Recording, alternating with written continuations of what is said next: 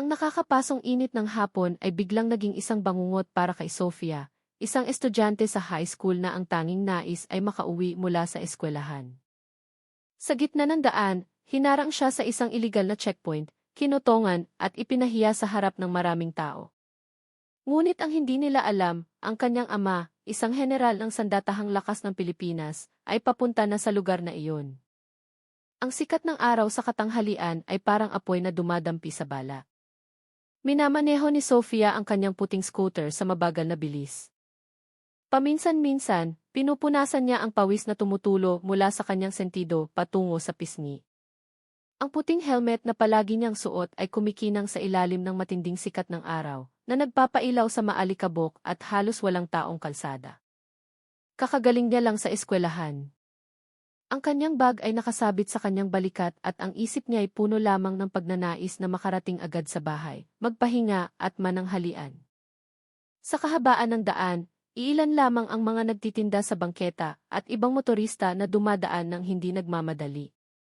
Walang anumang senyales ng panganib, walang anumang kakaiba. Ang lahat ay tila isang karaniwang araw na payapa at ligtas. Binuksan ni Sofia ang kanyang signal light sa kanan nang papaliko na siya sa isang maliit na kanto patungo sa pangunahing daan. Tumingin siya sa salamin upang tiyaking walang sasakyan sa likuran. Ang kanyang mga kilos ay kalmado at maayos, alinsunod sa kaugaliang laging itinuturo ng kanyang ama. Ipinagmamalaki niya ang sarili dahil palagi niyang sinusubukang sundin ang mga batas trapiko. Ngunit sa di kalayuan, may nakita siyang ilang lalaking nakatayo sa gitna ng kalsada, suot ang mga marurumi at kupas na reflective vest. Sa una, inakala ni Sofia na mga security personnel lamang sila hanggang sa mapansin niyang walang anumang karatula o opisyal na sasakyan sa kanilang paligid. Ang ilang mga motorista sa unahan ay tila nag-aalangan. May ilan na biglang bumalik, mayroon ding tumabi at huminto. Isang mahinang bulungan ang narinig niya mula sa kanila. Illegal na checkpoint yan, Ineng. Mag-ingat ka. Ang mga salitang iyon ay nagpabilis ng kaunti sa tibok ng puso ni Sofia. Huminga siya ng malalim, sinusubukang manatiling kalmado. Kung wala akong ginagawang mali, hindi ko kailangang matakot, mahinang bulong niya sa sarili habang patuloy na nagpapatakbo. Hindi niya alam na ang kanyang desisyon na magpatuloy ay magdadala sa kanya sa isang malaking problema na hindi niya kailanman naisip. Habang papalapit, lalong luminaw ang mga mukha ng mga lalaki. Ang kanilang mga tingin ay matatalim at puno ng hinala na para bang naghihintay ng susunod na biktima. Isa sa kanila, malaki at maskulado ang katawan, ay nakatayo sa pinakaharap na nakahalukip-kip. Siya ang makikilala ni Sofia bilang si Berto, ang lalaking magiging sanhi ng kanyang pisikal at emosyonal na sugat sa hapong iyon. Hindi alam ni Sofia na sa loob ng ilang minuto, hindi na lamang ang sikat ng araw ang magiging tanging bagay na nakakapasong, kundi pati na rin ang kawalan ng katarungan na sasampal ng malakas sa kanyang dignidad sa gitna ng daan.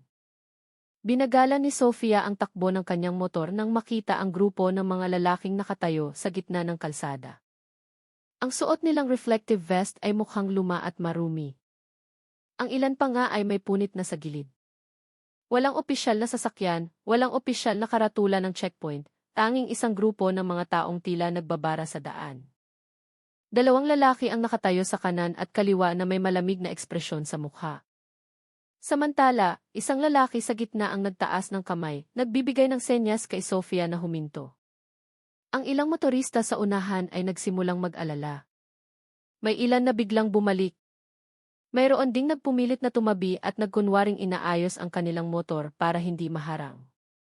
Nag-alinlangan sandali si Sofia, ngunit sinabi ng kanyang kutob na mas mabuting huminto ng maayos. Dahan-dahan siyang tumabi sa gilid ng kalsada, pinatay ang makina ng motor, at binuksan ang salamin ng kanyang helmet. Agad na pumasok ang mainit na hangin na nagpabigat sa kanyang paghinga. Mula sa isang maliit na sari-sari store sa gilid ng daan, isang matandang lalaki na umiinom ng kape ang mahinang bumulong sa kanyang kasama. 2 araw nang nandyan yang mga buwaya na iyan. Ang mga salitang iyon ay muntik nang magpabalik kay Sofia. Ngunit ang daan ay naharangan na ng 2 malalaking lalaki na ngayon ay papalapit. Alam niyang wala siyang kasalanan. Kumpleto ang kanyang mga papeles at walang dahilan para tumakas. Magandang hapon po, miss, sabi ng isang lalaki na may mataas na tono at matalim na tingin. Pakilabas ang mga dokumento ng sasakyan. Agad niyang iniabot ang kamay ng walang anumang ngiti. Kinuha ni Sofia ang maliit na pitaka mula sa kanyang bag at maingat na inabot ang kanyang ICC at lisensya. Sinubukan niyang manatiling kalmado kahit na hindi komportable ang pakiramdam. Tumingin siya sa paligid at napansin na lahat ng mata ay nakatuon na sa kanya. Ilang residente ang nanonood mula sa malayo. Ang iba ay nagkunwaring walang nakikita. Sinikap ni Sofia na magsalita ng magalang. Kumpleto po lahat, sir. Pakicheck na lang po. Ngunit hindi agad sinuri ng lalaki ang mga papeles. Sa halip, matagal siyang tinitigan nito mula ulo hanggang paa, saka lumingon sa likuran at sumipol ng mahina. Mula roon, isang lalaking napakalaki at maskulado ang katawan ang lumakad papalapit habang inirorolyo ang manggas ng kanyang damit. Ang kanyang mukha ay matigas at ang kanyang mga mata ay naniningkit na puno ng hinala. Anong meron dito? Ang kanyang boses ay malalim at magaspang. Sumagot ang unang lalaki, estudyante lang po, boss. Pero sa tingin ko, kayo na po ang dapat humawak nito. Doon lang napagtanto ni Sofia na ang checkpoint na ito ay hindi isang ordinaryong operasyon at ang taong bagong dating ay hindi isang ordinaryong enforcer. Si Berto ay humakbang pasulong, tinatawid ang maliit na grupo na may mabibigat na yabag, ang tunog ng kanyang boots ay tumatama ng malakas sa aspalto. Malaki ang kanyang pangangatawan, malapad ang dibdib, maskulado ang mga braso, at ang kanyang mukha ay tensyonado na parang isang taong sanay mag-utos. Pawis ang tumutulo sa kanyang sentido, ngunit ang tingin ng kanyang mga mata ay malamig at puno ng kayabangan. Nang makalapit, agad niyang sinuri si Sofia mula sa dulo ng helmet hanggang sa kanyang sapatos na pang-eskwela. Bumaba ka sa motor. Ang utos niya ay malakas, na nagpaatras sa ilang mga residente sa paligid. Sandaling natigilan si Sofia, ngunit sinunod ang utos ng walang pagtutol. Maingat niyang ibinaba ang stand ng motor, saka tumayo ng tuwid sa harap ng lalaki. Lumapit pa si Berto. Ilang hakbang na lang ang layo niya sa mukha ni Sofia. Ipakita mo ang mga papeles mo, sabi niya ulit na may mataas na tono. Mabilis niyang iniabot ang kamay, hinablot ang ICC at lisensya mula sa kamay ni Sofia, bago pa man makapagsalita ang dalaga. Ang kanyang pananalita ay magaspang, ang kanyang boses ay tila nais iparating na siya ang hari ng kalsada sa hapong iyon. Sinubukan ni Sofia na manatiling kalmado. Sige po, sir. Kumpleto po lahat, maikli niyang sabi. Mabilis na sinulyapan ni Berto ang mga dokumento sa kanyang kamay, saka matagal na tinitigan ang mukha ni Sofia na parang naghahanap ng dahilan para pagbintangan siya. Kumpleto, ha, sabi niya nang walang emosyon habang iwinawagayway ang ICC sa hangin. Pero nakita kita kanina na nagpapatakbo ng matulin sa kalsada. Kumunot ang noo ni Sofia sa pagtataka. Paumanhin po, sir. Napakabagal po ng takbo ko kanina. Sa katunayan, nasa likod pa po ako ng isang tricycle, kaya lalo pa akong bumagal. Ang kanyang boses ay kalmado, ngunit malinaw. Suminghal si Berto at tinitigan siya ng masama. Huwag mo akong turuan, Ineng. Alam ko kung sino ang may mali. Tumingin siya sa kanyang mga tauhan na para bang nagbibigay ng senyas na suportahan ang kanyang sinabi. Ang kanyang mga tauhan ay nanatiling tahimik, hindi nangahas magsalita. Naging tensyonado ang sitwasyon. Ang mainit na hangin ay nagdala ng amoy ng aspalto at alikabok sa hangin. Lumapit pa si Berto hanggang sa natakpan na ng kanyang anino si Sofia. Akala mo ba dahil inosente ang itsura mo, pwede ka nang gumawa ng kahit anong gusto mo sa kalsada, sabi niya na may mapanghamak na tono. Hinampas niya ng bahagya ang manibela ng motor ni Sofia, malakas at magaspang. Napalunok si Sofia, sinusubukang pigilan ang sarili. Sa kanyang puso, alam niyang hindi ito tungkol sa batas, ito ay tungkol sa ego ng isang lalaking pakiramdam niya ay makapangyarihan. At mula noon, napagtanto ni Sofia na ang hapong iyon ay hindi magtatapos ng payapa. Nakatayo si Berto sa ilalim ng matinding sikat ng araw, habang pabalik-balik na tinitingnan ang ICC at lisensya ni Sofia. Tinititigan niya ang bawat linya ng sulat na para bang nagsasagawa ng isang malaking investigasyon. Itinagilid niya ang kanyang ulo, nagkukunwaring nag-iisip ng malalim, kahit na malinaw na walang mali sa mga dokumento. Tahimik na nakatayo si Sofia sa tabi ng kanyang motor, sinusubukang manatiling kalmado kahit na nagsisimula ng kabahan ang kanyang puso. Kumpleto po lahat, sir, mahina ngunit magalang niyang tanong. Dahan-dahang tumingala si Berto, tinaas ang kilay, saka malakas na Kumpleto, ha, sabi niya habang tinititigan si Sofia mula paa hanggang mukha. Pero nakita kita kanina na humaharurot sa kanto.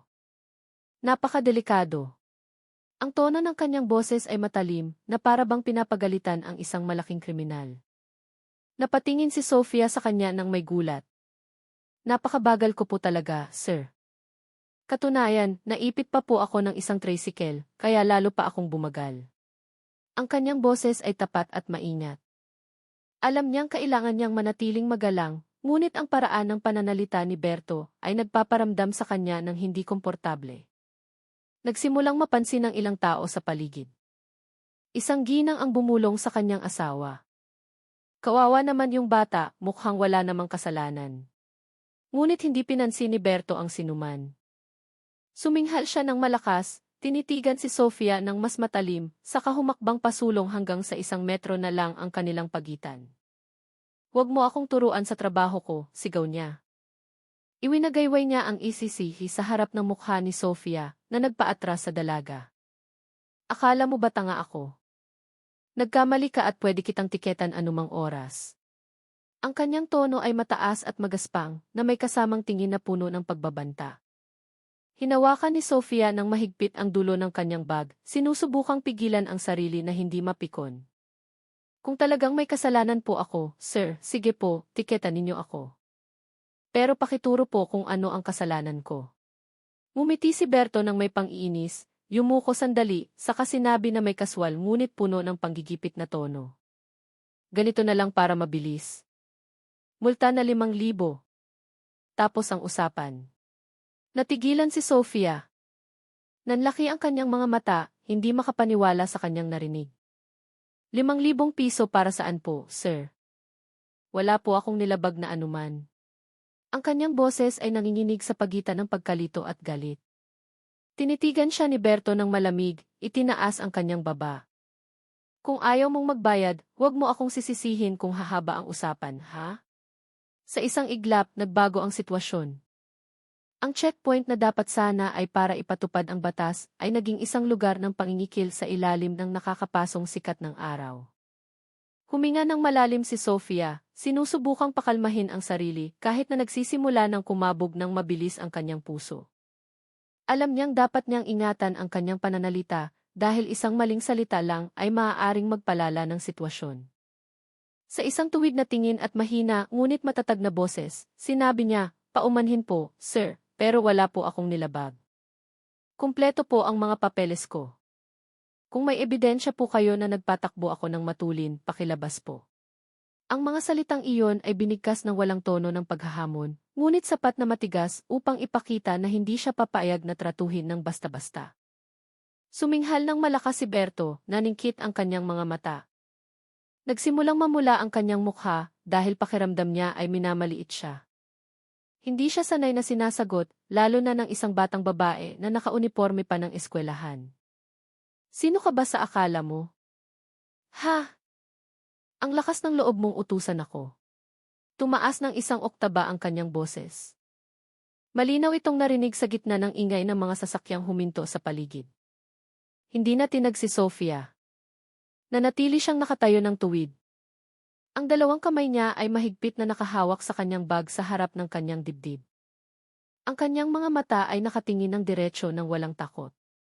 Ang ilang mga residente na dumadaan ay nagsimulang magdahan-dahan. May ilan na huminto sa bangketa, nagkukunwaring nanonood habang nakayuko. Ngunit ang kanilang mga tainga ay matalas na nakikinig. Isang matandang lalaki ang bumulong sa kanyang anak. Matapang din yung bata pero delikado. Mukhang mainitin ang ulo ng hepe nila. Sumulyap si Berto sa direksyon ng mga taong nagsisimula ng sumilip. Pakiramdam niya ay nanganganib ang kanyang reputasyon, lalo na nang makita niya ang ilang taong nakatingin sa kanya na may ekspresyon ng hindi pagsang-ayon. Huwag kang magmarunong sa harap ng maraming tao, Ineng, sabi niya na may diin. Humakbang siya ng kalahating metro palapit kay Sofia. Ngunit hindi pa rin umatras si Sofia. Nagsasabi lang po ako ayon sa batas, sir. Kung talagang may kasalanan po ako, pakituro po ang artikulo, sabi niya ulit na may boses na nananatiling matatag kahit na nagsisimula ng bumigat ang kanyang paghinga. Ang mga salitang iyon ay lalong nagpainit sa sitwasyon. Nagtiim ang bagang ni Berto. Malinaw na nakikita ang ugat sa kanyang liig na naninikip. Tinitigan niya si Sofia na parang isang tigre na handang sumalakay. Ang mga residenteng nanonood ay nagsimulang mag-alala. Ang ilan ay mahinang bumubulong, ang ilan ay nagpipigil ng hininga. Alam ng lahat na ang mga salita ni Sofia ay sinindihan lang ang ego ng isang lalaking pakiramdam niya ay may kapangyarihan sa kalsadang iyon. Humakbang pasulong si Berto na may naninigas na mukha. Isang hakbang na lang ang layo nila. Ang kanyang tingin ay tumutusok na parabang nananakot ng kalaban habang ang kanyang boses ay mabigat at puno ng diin. Akala mo dahil matalino ka, pwede ka nang gumawa ng gusto mo sa daan, matalim niyang sabi habang malakas na tinapik ang manibela ng motor ni Sofia, na ang tunog ay umalingaw-ngaw sa gitna ng maliit na grupo ng mga tao na nagsisimula ng mabuo. Nagulat si Sofia sa paghampas, ngunit nanatili siyang tahimik, itinayo lang ang kanyang katawan at tumingin ng diretso sa lalaki nang hindi yumuyuko. Ang hangin ay lalong uminit, hindi lang dahil sa sikat ng araw, kundi dahil din sa tensyon na lalong tumitindi. Kung ayaw mong humaba ang usapan, magbayad ka na ngayon, sigaw ulit ni Berto. Itinaas niya ng bahagya ang kanyang kamay, nagpapakita ng malinaw na pagbabanta. Ang ilan sa kanyang mga tauhan ay nakatayo sa likuran, nagkukunwaring sinusuri ang ibang sasakyan. Ngunit ang kanilang mga mata ay nakatuon kay Berto at Sofia. Alam nilang galit na ang kanilang amo, ngunit walang sinuman ang nangahas na makialam. Dahan-dahang huminga si Sofia, pinipigilan ang takot na nagsisimula ng gumapang sa kanyang dibdib. Ngunit alam niyang ang pananahimik ay nangangahulugang pagsuko. Sa isang kalmado ngunit matatag na boses, sumagot siya, "Wala po akong kasalanan, sir. Hindi po ako magbabayad para sa isang bagay na hindi ko ginawa." Ang mga salitang iyon ay lumabas ng walang panginginig na nagpatigas kay Berto. Ang ilang mga residenteng nanonood sa malayo ay natigilan, naghihintay kung ano ang susunod na mangyayari. Lalong tumalim ang tingin ni Berto. Nagtiim ang kanyang bagang at isang mapanuyang ngiti ang gumuhit sa kanyang mga labi. "So, gusto mo akong labanan?" Mahina ngunit puno ng diin niyang sabi. Hindi sumagot si Sofia, tinitigan lang siya na may tingin na tiwala at walang takot. Ilang segundo ng katahimikan ang naging mahaba at nakak-suffocating. Itinagilid ni Berto ang kanyang ulo, saka lumapit hanggang sa isang dangkal na lang ang layo ng kanyang mukha kay Sofia. "Hindi mo pa yata ako kilala, ano?" Ang kanyang boses ay mababa ngunit may halong galit. Nanatiling tahimik si Sofia, hindi kumikilos. Ang ugat sa sentido ni Berto ay kitang-kita. Isang senyales na ubos na ang kanyang pasensya. Ang ego at kapangyarihan na ipinapakita niya ay tila naging panangga para takpan ang pakiramdam na napahiya dahil sinagot ng isang estudyante.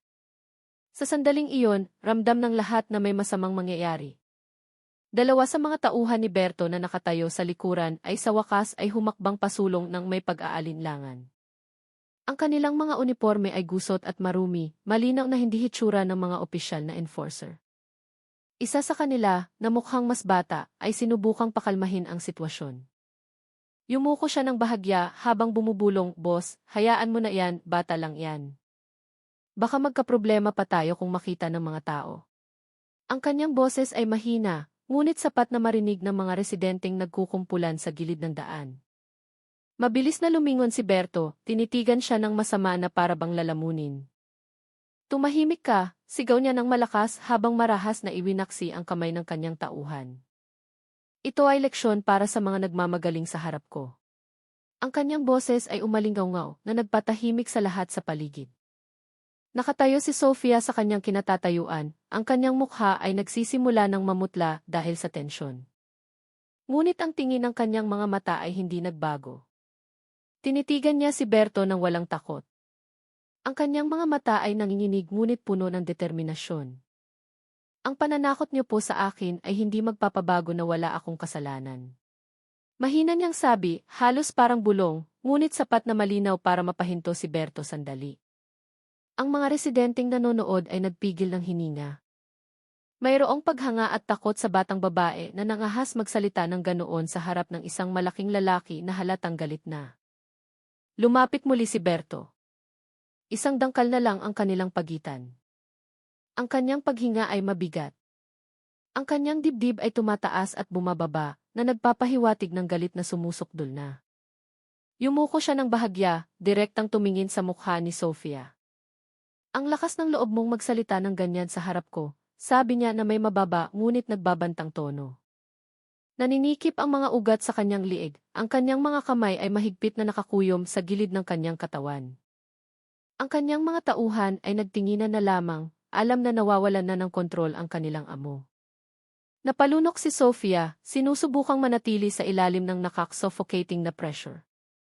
Kahit na nanginginig ang kanyang katawan, nanatili siyang nakatayo ng tuwid. Gusto ko lang pong maging tapat, sir, mahina niyang sabi. Ngunit ang mga salitang iyon ay parang isang maliit na apoy na nagsindi ng baga sa kalooban ni Berto. Ipiniling niya ang kanyang ulo sa kanan at kaliwa, tiningnan ang mga residenteng nanonood, saka muling tinitigan si Sofia na may namumulang mata na puno ng galit. Sige, tingnan natin kung sino ang mas malakas, ang katapatan mo o ang kamay ko, malamig niyang sabi. Ang sitwasyon sa kalsadang iyon ay naging ganap na tensyonado at alam ng lahat na ang sagupaan ay ilang segundo na lang ang layo. Sa wakas, tuluyan nang nawalan ng kontrol si Berto. Ang kanyang mukha ay namumula, ang kanyang paghinga ay humahagok, at ang kanyang mga mata ay matalim na puno ng galit. Sa isang mabilis na hakbang, sumugod siya at malakas na itinulak ang balikat ni Sofia. Ang katawan ng dalaga ay tumilapon paatras, bumagsak sa mainit na aspalto. Ang tunog ng pagbagsak ng kanyang katawan ay malinaw na narinig na nagpasigaw sa ilang residente. Bastos yang bibig mo, sigaw ni Berto habang tinuturo si Sofia na sinusubukang bumangon na may nanginginig na mga kamay. Ang kanyang puting helmet ay gumulong sa gilid ng daan, umikot ng dahan-dahan bago huminto sa ilalim ng anino ng isang poste ng kuryente. Dahan-dahang itinaas ni Sofia ang kanyang ulo. Ang kanyang mukha ay puno na ng alikabok, ang kanyang mga tuhod ay may gasgas, ngunit ang kanyang mga mata ay nakatingin pa rin kay Berto na may natitirang tapang. Sir, wala po akong kasalanan, mahina niyang sabi. Ngunit bago pa man siya makatayo, isang malakas na sampal ang tumama sa kanyang pisngi. Ang tunog nito ay matinis at nagpatahimik sa lahat ng nakakita. Ilang residente ang nagtakip ng kanilang bibig, ang iba ay umatras ng isang hakbang, takot na madamay. Muling bumagsak si Sofia. Sa pagkakataong ito, ang kanyang mga kamay ay nakasapo sa lupa, ngunit ang kanyang katawan ay nanginginig ng husto. Sa susunod, kung kakausapin mo ang otoridad, gumamit ka ng galang, sigaw ulit ni Berto habang bahagyang sinisipa ang motor ni Sofia, na bahagyang umusod. Tumayo siya sa ibabaw nito na parabang ninanamnam ang kapangyarihang taglay niya sa harap ng mga taong nakatingin lang. Isang ginang na may edad na dumaan ay napasigaw ng bahagya, Sir, wag po ganyan. Bata po yan. Ngunit agad siyang hinila ng kanyang asawa na takot. Walang sinuman ang nangahas na sumugod. Lahat ay nakatingin lang mula sa malayo, umaasang matatapos na agad ang pangyayari. Tumingin si Sofia sa lupa, ang kanyang mga mata ay nagluluha, ang kanyang boses ay mahina, halos hindi marinig. Tulong po, wala po akong kasalanan, sabi niya ulit habang pinipigilan ang pag-iyak. Ngunit walang kamay na dumating upang tumulong. Sa halip, yumuko si Berto, lumapit sa kanyang mukha at sinabi na may mapanuyang tono, ngayon, alam mo na ang pakiramdam ng lumaban sa may kapangyarihan, ha? Ang sitwasyon sa kalsadang iyon ay natigilan. Tanging ang tunog ng mabigat na paghinga at pigil na hikbi ni Sofia ang naririnig sa gitna ng lalong umiinit na hapon. Si Berto na puno na ng galit ay yumuko at hinawakan ang kwelyo ng uniforme ni Sofia gamit ang kanyang malaking kamay. Marahas niyang hinila ang katawan ng dalaga hanggang sa marinig ang tunog ng mga buttons na natatanggal at napupunit. Tumayo ka, sigaw niya. Sinubukan ni Sofia na pumalag, ngunit masyadong mahina ang kanyang katawan. Kinalagkad siya ng ilang hakbang. Ang kanyang mga tuhod ay kumalagkad sa mainit na aspalto, nag-iwan ng pulang gasgas sa kanyang bala. Tingnan ninyo lahat, malakas na sigaw ni Berto, nakatingin sa mga taong nakatayo sa gilid ng daan. Ito ang resulta kapag nagmamagaling sa kalsada, sabi niya ulit habang itinataas ang kanyang katawan na para bang ipinagmamalaki ang kanyang kapangyarihan sa harap ng mga residente. Ang ilan ay yumuko, hindi nangahas na tumingin ng diretsyo. May gustong tumulong, ngunit napigilan ang kanilang mga hakbang ng mapagbanta na tingin mula sa mga tauhan ni Berto. Ang hangin sa hapon ay nakak-suffocating at ang araw ay naglalabas ng matinding init sa ibabaw ng aspalto. Pagkatapos ay lumingon si Berto sa isang malaking basurahan malapit sa isang tindahan. Ang takip nito ay bahagyang bukas. Isang masangsang na amoy ang nagmumula rito. Na may malamig na ngiti, lumakad siya patungo roon habang patuloy na kinakaladkad si Sofia na umiiyak sa sakit. Para malaman ng lahat na sa harap ko, ang batas ko ang nasusunod, sabi niya nang may pang-inis. Sa isang malakas na tulak, itinulak ni Berto ang katawan ni Sofia patungo sa basurahan. Ang tunog ng metal na tumama sa kanyang magaan na katawan ay narinig at sa isang iglap, bumaliktad si Sofia papasok sa basurahan. Natanggal ang kanyang puting helmet, gumulong sa lupa, tumalbog isang beses bago huminto sa gitna ng daan sa ilalim ng matinding sikat ng araw. Isang tunog ng pigil na pag-iyak ang narinig mula sa loob ng basurahan na nagpatakip sa bibig ng ilang residente sa takot. Sir, tulong po, wala po akong kasalanan. Ang boses ni Sofia ay paos sa gitna ng mga hikbi. Ang kanyang buhok ay magulo, ang kanyang uniforme ay marumi, puno ng alikabok at mga tira-tirang basura. Ngunit walang kahit isang kamay ang gumalaw para tulungan siyang makalabas. Si Berto ay tumayo ng tuwid na may pagmamalaki. Ang kanyang mukha ay nakatingin sa paligid na puno ng kasiyahan. Para siyang nanalo sa isang laban. Mas mabuti yan, malamig niyang sabi. Ang mga residente ay tahimik lamang na nanonood kung paano ang isang ordinaryong hapon ay naging isang palabas ng kahihiyan sa ilalim ng nakakapasong init. Ang sitwasyon sa kalsadang iyon ay naging tahimik at tensyonado. Walang tunog ng sasakyang dumadaan, walang sigaw, tanging ang pigil na paghinga mula sa mga residenteng nanonood. Ilan sa kanila ay nagsimulang ilabas ang kanilang mga telepono ng palihim. Nagre-record mula sa likod ng mga tindahan at mga nakaparadang motor. Ang mga kamera na iyon ay nakakuha ng malupit na eksena sa katanghalian. Isang batang babaeng estudyante na nakauniporme. Ang kanyang katawan ay marumi at mahina, naipit sa loob ng isang basurahan. Habang ang salarin ay nakatayo ng tuwid na may mayabang na mukha. Walang sinuman ang nangahas na lumapit para tumulong. Lahat ay takot sa galit ng taong may kapangyarihan sa harap nila. Si Berto ay nakatayo ng may pagmamalaki, ang kanyang mga kamay ay nasa baywang at ang kanyang mukha ay nagpapakita ng nakakasukang kasiyahan. Tumingin siya sa paligid, tinitiyak na nakikita ng lahat ang kanyang ginawa. Mas mabuti yan, sabi niya na may maikling tawa na parang pang-inis. Ang tono ng kanyang boses ay nagpayuko sa ilang residente, takot na mapunta sa kanila ang kanyang tingin.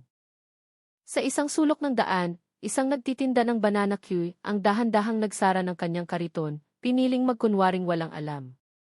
Ang sitwasyon ay lalong naging tensyonado. Para bang tumanggi na ring gumalaw ang hangin. Ang mainit na hangin sa hapon ay mas nakak-suffocating kaysa dati. Ang pawis ay tumutulo mula sa noo ng lahat ng nakatayo sa ilalim ng araw. Ngunit walang nangahas na punasan ito. Ang pinaghalong amoy ng nasusunog na aspalto at mabahong amoy mula sa basurahan ay lumikha ng isang nakakasuka na pakiramdam. Sa loob ng basurahan, si Sofia ay halos hindi makagalaw. Ang kanyang boses ay paos at nanginginig. Tulong po, wala po akong kasalanan, sabi niya ulit.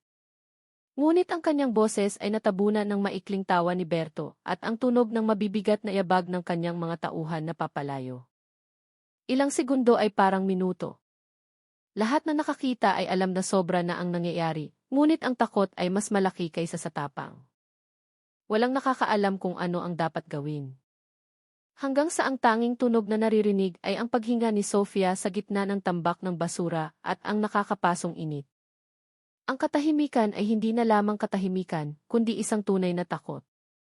Ang katahimikan na nagpapasikip sa dibdib, na nanonood sa katarungan na niyuyurakan sa harap ng kanilang mga mata nang walang sinumang makapigil.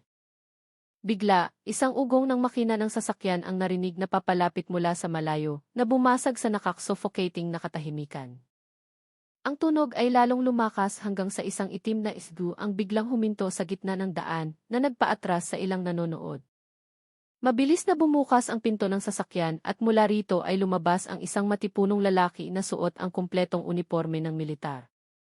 Ang kanyang uniporme ay plansado, ang kanyang itim na sapatos ay kumikinang. Ngunit ang kanyang mukha ay nagpapakita ng galit na halos hindi mapigilan. Ang kanyang tingin ay matalim. Agad na napunta ang kanyang mga mata sa figura ni Sofia na nasa loob pa rin ng basurahan sa gilid ng daan. Sofia! Ang kanyang boses ay malalim at dumadagundong na nagpayanig sa hangin sa paligid. Lahat ng nanonood ay biglang natigilan. Pati na ang mga tauhan ni Berto na nakatayo sa gilid ng motor ni Sofia ay natigilan, ang kanilang mga mukha ay tensyonado. Ang lalaking iyon ay si Antonio, isang general ng Sandatahang Lakas ng Pilipinas at ama ni Sofia.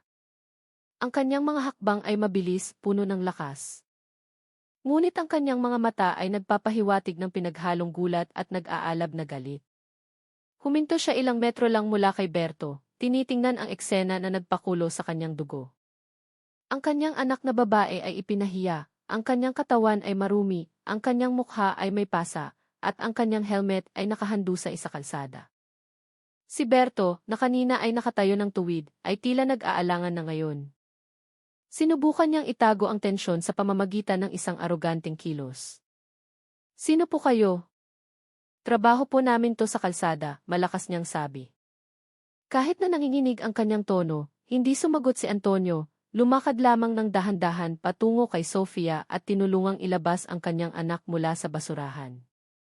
Ang mga residenteng nakakita ay nagsimulang magbulungan, ang ilan ay agad na ibinaba ang kanilang mga telepono dahil alam nilang magbabago na ang sitwasyon. Mahinang yakap ni Sofia ang kanyang ama, nanginginig ang kanyang boses. "Itay." Tinitigan ni Antonio ang kanyang anak, saka lumingon kay Berto na may mga matang nag-aalab sa galit. "Ikaw ang gumawa nito," maikli niyang tanong, ang kanyang boses ay mababa ngunit may malinaw na pagbabanta. Binuksan ni Berto ang kanyang bibig ngunit hindi nakasagot. Sa isang iglap, lumakad si Antonio nang may matatag na hakbang ng isang militar. Ang sitwasyon na kanina ay tensyonado lamang ay naging isang pagsabog na hindi maiiwasan. Alam ng lahat na mula sa sandaling iyon, babaliktad ang sitwasyon at wala nang nangahas na magsalita. Mabilis na tumakbo si Antonio patungo kay Sofia. Ang kanyang mga hakbang ay matatag at puno ng galit. Agad niyang niyakap ang kanyang anak na nanginginig pa rin at tiningnan ang mukha ni Sofia na may pasa at marumi. Sandaling napigil ang kanyang paghinga, saka naging isang nag-aalab na galit. Dahan-dahan siyang tumayo, nakatingin ang diretso kay Berto na nakatayo pa rin ilang metro sa harap niya. Ang kanyang tingin ay matalim na parang kutsilyo na nagpaatras sa lahat ng nakakita. "Ikaw ang gumawa nito." Ang kanyang boses ay mabigat, malalim at nanginginig sa pinipigilang galit. Si Berto, na kanina ay napakakumpiyansa, ay biglang natigilan. Nawalan ng kulay ang kanyang mukha, ngunit sinubukan pa rin niyang panatilihin ang kanyang mapagmataas na kilos. "Sir, ginagawa ko lang po ang di." Hindi pa natapos ang kanyang sinasabi. Mabilis na humakbang si Antonio at sinuntok ang kanyang mukha ng isang malakas na suntok. Ang tunog ng pagtama ay umalinggaw sa tahimik na kalsada. Tumilapon pa atras si Berto, bumagsak sa aspalto. Agad na umagos ang dugo mula sa gilid ng kanyang labi. Ang mga residenteng nanonood ay nagpigil ng hininga. Ang ilan ay umatras pa sa takot. Tinitigan siya ni Antonio ng walang ekspresyon, ngunit ang kanyang mga mata ay puno ng galit. "Sinaktan mo ang anak ko. Ipinahiya mo siya sa harap ng maraming tao at akala mo makakalusot ka lang," matigas niyang sabi. Ang kanyang boses ay nagpayanig sa hangin. Sinubukan ni Berto na bumangon, ngunit mahina ang kanyang katawan. Itinaas niya ang kanyang kamay, sinusubukang ipagtanggol ang sarili. "Ginagampanan ko lang po ang tungkulin ko, sir." "Tungkulin?" Lumapit si Antonio. Ang kanyang boses ay tumaas na ngayon, puno ng diin. "Anong klaseng tungkulin ang naninipa ng isang estudyante at inilalagay siya sa basurahan?" Sigaw niya habang sinisipa ang basurahan na pinaglagyan ng katawan ni Sofia hanggang sa tumaob ito. Ang basurahan ay gumulong ng malakas sa gilid ng daan na lumikha ng isang maingay na tunog. Lahat ng mata ay nakatuon kay Antonio, ang general na ngayon ay nawalan na ng pasensya. Sinubukan ni Berto na umatras, ngunit nakatayo na si Antonio sa ibabaw niya. Ang kanyang mukha ay puno ng galit at sakit sa puso ng isang ama na nakita ang karangalan ng kanyang anak na nyurakan sa harap ng publiko. Dalawa sa mga tauhan ni Berto na kanina pa nakatayo ay sa wakas ay naglakas loob na sumugod. "Sir, kalma lang po. Pwede po natin tong pag-usapan ng maayos," sigaw ng isa sa kanila na may takot habang itinataas ang kamay. Ngunit, nawalan na ng pasensya si Antonio. Sa isang mabilis na hakbang, iwinaksi niya ang kamay ng isa sa kanila at sinuntok ito ng diretso sa sikmura. Ang katawan ng lalaki ay tumilapon paatras, tumama sa isang nakaparadang motor at bumagsak na sumisigaw sa sakit. Sinubukan ng isa pang tauhan na sumuntok pabalik, ngunit sinalag ni Antonio ang kanyang suntok sa isang mabilis na kilos at malakas na itinulak hanggang sa bumagsak ang kanyang katawan sa aspalto. Ang malakas na tunog ng pagbagsak ay malinaw na narinig na nagpaatras sa lahat ng nanonood. Si Berto, na nakahandusay na, ay sinubukang gumapang palayo. Ngunit lumapit si Antonio ng walang pag-aalinlangan. "Hinamak mo ang anak ko, hinamak mo ang dignidad ko," malakas niyang sigaw. Ang kanyang boses ay umalingaw-ngao sa kahabaan ng kalsada na ngayon ay ganap ng tahimik. Bawat salita ay lumabas na puno ng galit at otoridad ng isang ama at isang opisyal. Sinipa niya ulit ang dibdib ni Berto, na nagpaubo sa lalaki ng malakas habang pinipigilan ang sakit. Ang mukha ni Berto ay puno na ng dugo, tumutulo ang dugo mula sa kanyang ilong, putok ang kanyang labi, at nagsisimula ng mamaga ang kanyang mga mata. Walang sinumang residente ang nangahas na lumapit. Ang ilang mga telepono na kanina ay nagre-record ay ibinaba na ngayon. Ang ilan ay pinatay pa ang kanilang kamera, dahil takot na lalong lumala ang sitwasyon. Ang mga tauhan ni Berto ay nakahandusay ng mahina sa gilid ng daan. Walang magawa, si Sofia na nakatayo sa likod ng kanyang ama ay nakatingin lamang na mailuhang mata sa pagitan ng ginhawa at trauma. Tumayo si Antonio ng tuwid sa gitna ng daan. Ang kanyang paghinga ay mabigat, ang kanyang mga kamay ay nakakuyom pa rin. "Ganito ang nangyayari kapag ang batas ninyo ay ginagamit para mang-api ng mga tao," malakas niyang sabi, nakatingin sa lahat ng tao sa paligid. Walang sumagot, ngunit lahat ng naroroon ay alam na sa hapong iyon ay hindi lamang tungkol sa galit ng isang ama, kundi tungkol sa katarungan na dumating sa pinakasimpleng anyo. Ang mga kamay ng isang lalaki na hindi pumayag na ang karangalan ng kanyang anak ay yurakan ng mga taong umaabuso sa kanilang kapangyarihan. Lumuhod si Antonio sa tabi ni Sofia na nakaupo pa ring mahina sa gilid ng daan. Nanginginig ang kanyang mga kamay habang inaalis ang basurahan na tumama sa binti ng kanyang anak. "Tapos na, anak. Nandito na si Itay," mahina ngunit matatag niyang sabi. Mahigpit niyang niyakap si Sofia na para bang nais niyang pagalingin ang lahat ng sugat na hindi mabubura ng mga salita lamang. Nanginginig pa rin ang katawan ni Sofia, marumi ang kanyang mukha, may pasa ang kanyang pisngi. Ngunit nang marinig niya ang boses ng kanyang ama, umiyak siya ng husto sa yakap na iyon. "Dumating na si Itay, anak. Tapos na, ligtas ka na ngayon," sabi ulit ni Antonio habang marahang tinatapik ang kanyang balikat. Ang pag-iyak ni Sofia ay bumasag sa katahimikan na nagpayuko sa ilang residenteng nanonood. Ang mga residente na kanina ay nakatingin lamang ay nagsimula ng mapagtanto kung gaano kalupit ang ginawa ni Berto. Walang sinuman ang nagsalita, tanging mahinang buntong hininga ang naririnig sa gitna nila. Ilang tao ang tumingin kay Antonio nang may paggalang, na pagtanto na ang kanilang nasaksihan ay hindi lamang galit, kundi isang tunay na anyo ng isang ama na hindi pumayag na hamakin ang kanyang anak. Sa kabilang banda, si Berto ay nakahandusay sa aspalto na may pasang mukha at tumutulong dugo mula sa ilong. Samantala, ang kanyang mga tauhan ay tahimik lamang na walang magawa. Dahan-dahang tumayo si Antonio, nakatingin sa paligid na may seryosong mukha. "Tandaan ninyo ito," malakas niyang sabi. Ang kanyang boses ay umalingaw-ngao sa pagitan ng mga gusali at maliliit na tindahan sa gilid ng daan. Ang uniforme ay hindi dahilan para yurakan ang mga mahihina. Ang batas ay hindi isang kasangkapan para mang-api. Ang mga salitang iyon ay nagpayuko ng mas malalim sa ilang residente. May ilan na tumulo ang luha dahil napagtanto na sa hapong iyon, nasaksihan nila ang katarungan na gumulong ng walang paglilitis. Sa ilalim ng nakakapasong sikat ng araw, nanatiling tahimik ang sitwasyon. Walang palakpakan, walang sigawan, tanging isang pakiramdam ng ginhawa na maihalong paggalang. Sa hapong iyon, ang katarungan ay ipinaglaban hindi sa pamamagitan ng mga papeles o korte, kundi sa pamamagitan ng galit ng isang ama na hindi pumayag na ang dignidad ng kanyang anak ay yurakan sa harap ng publiko. Mula sa araw na iyon, nakilala ang pangalan ni Sofia hindi dahil sa kanyang mga sugat o luha, kundi dahil sa kanyang katapangan na tumanggi na yumuko sa kawalan ng katarungan kahit na kailangan niyang tumayo mag-isa sa ilalim ng nakakapasong init. Kinabukasan, nagulantang ang social media sa isang 2 minutong video na palihim na kinunan ng isang residente sa lugar ng pangyayari. Malinaw na ipinapakita sa video kung paano kinaladkad at ipinahiya ni Berto, isang malaking enforcer, si Sofia sa harap ng publiko bago siya bugbugin ng isang lalaking nakauniporme ng militar na kalaunan ay nakilala bilang kanyang ama, si General Antonio. Sa loob ng ilang oras, naging viral ang video, ibinahagi ng libu-libong beses at nagdulot ng galit sa publiko. Naging trending sa buong bansa ang hashtag na Justice for Sofia. Hiningi ng mamamayan na kumilos ang mga otoridad.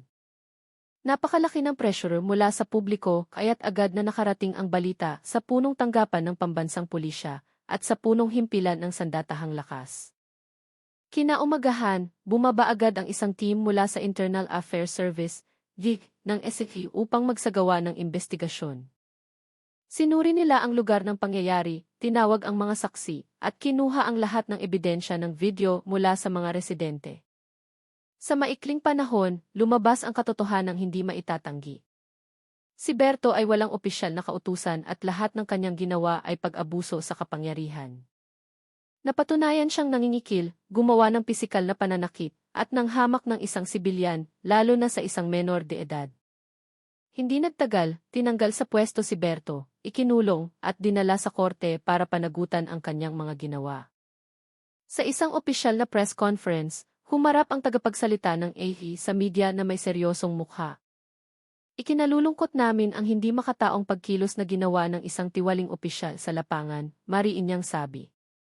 Hindi ko konsintihin ng institusyon ang anumang uri ng pag-abuso sa kapangyarihan.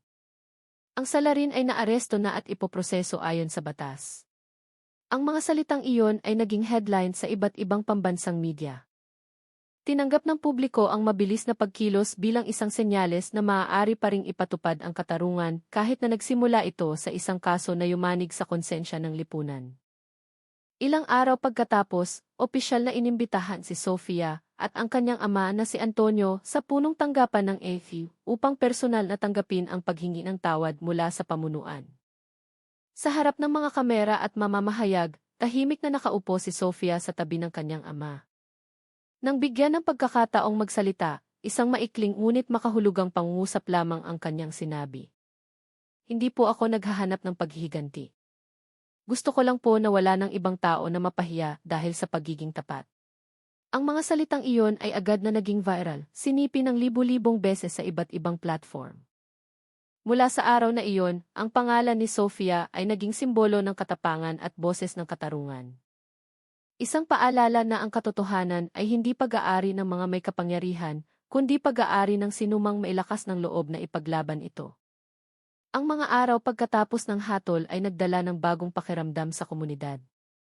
Ang hangin sa umaga, na dati puno ng tsismis, ay napuno na ngayon ng mga usapan ng ginhawa.